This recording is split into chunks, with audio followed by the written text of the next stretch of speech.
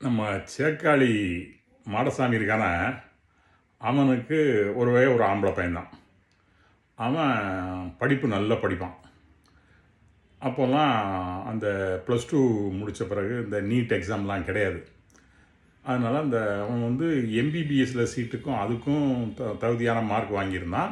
Engineering போகிறதுக்கும் நல்ல mark வாங்கியிருந்தான்.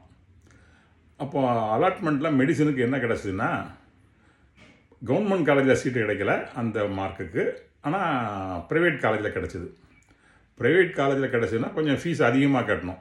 இப்போ மாடசாமி சொன்னால், இப்படி நம்ம படிக்கிறது நம்ம படிக்கணும், இப்படிலாம் ரூபாலாம் கொடுத்து சேர்ந்து ஒன்றும் என் பையன் ஒன்றும் படிக்க வேண்டாம், அதனால் எம்பிபிஎஸ் சீட்டு வேண்டாம், ஆனால் இன்ஜினியரிங்க்கு தியாகராஜா காலேஜில் நல்ல சீட்டு கிடச்சிது, அதனால் அதே படிக்கட்டும் அப்படின்னு சொல்லி அந்த பையனை அதில் சேர்த்தான்.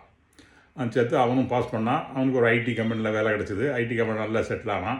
இருந்தாலும் அந்த ஐடி துறையில் உள்ள கலாச்சாரங்கள் பிடிக்காதனால இவன் மாடசாமி என்ன சொன்னான், பையன்ட்ட இந்த வேலை வேண்டாம் நீ விட்டுரு அப்படின்னு சொன்னான். பையனும் அப்பா சொன்ன மாதிரியே கேட்டு அந்த வேலையை விட்டுட்டான். அதுக்கப்புறம் ஒரு ஜிஐசியில் ஒரு கிளரிக்கல் கேட்டரில் ஒரு வேலைக்கு அட்வர்டைஸ்மெண்ட் போட்டிருந்தாங்க. அது எழுதி பாஸ் ஆகி அவன் அதில் சேர்ந்துட்டான்.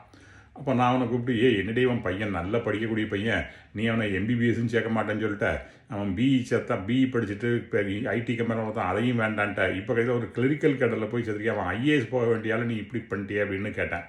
அதுக்கு மாடசாமி சொன்னான், அதனால் என்ன, இப்போ கிளரிக்கல் கேட்டரில் சேர்ந்துருக்கான், டிபார்ட்மெண்ட் எக்ஸாம் வருஷத்துக்கு 2 தடவை வருது.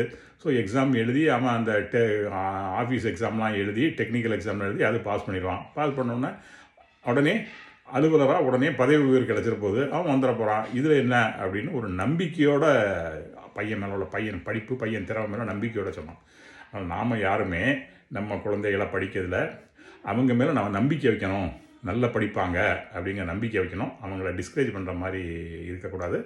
அந்த நம்பிக்கை நிச்சயமாக ஒரு பலனை கொடுக்கும் அப்படிங்கிறது இதில் இருந்து தெரியுது.